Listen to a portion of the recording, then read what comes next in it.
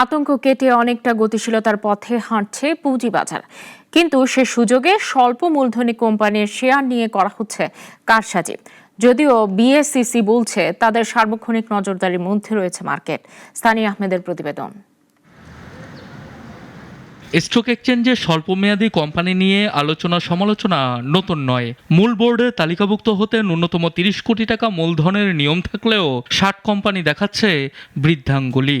উদ্দেশ্য কারসাজি চক্রের সহায়তায় শেয়ার দর বৃদ্ধি। মাত্র ৩ কোটি টাকা মূলধনের ফার্মা এইডের শেয়ার দর গেল কয়েকদিনে ৪৫৬ টাকা থেকে বেড়ে ৫৫৬ টাকায় পৌঁছেছে। অথচ সর্বশেষ প্রকাশিত তৃতীয় প্রান্তিকে কোম্পানিটির ইপিএসে অনেকটা নেমেছে ধস। লিব্রা ইনফিউশনের মূলধন মাত্র ২,২৫,০০,০০০ টাকা।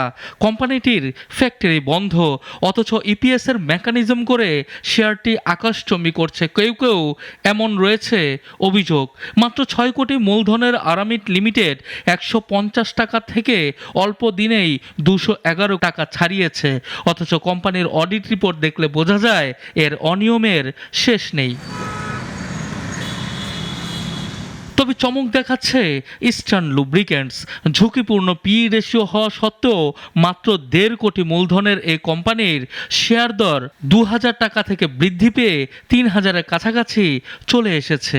রহিমা ফুড, রহিম টেক্সটাইল, দেশ গার্মেন্টস সবই স্বল্প মূলধনী কোম্পানি, যেগুলোর শেয়ার দর বাড়ছে চোখে পড়ার মতো। এসব শেয়ার নিয়ে সক্রিয় কারসাজি চক্র। এখন আর নামে নয়, বরং বেনামে বিভিন্ন হাউসে অ্যাকাউন্ট খুলে করা হচ্ছে কারসাজি। কিন্তু এ ব্যাপারে নিশ্চুপ বিএসইসি।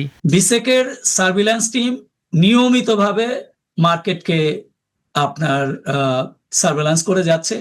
এইখানে কোনো ম্যানিপুলেশন হচ্ছে কিনা সেটা কমিশন নিয়মিতভাবে দেখে যাচ্ছে।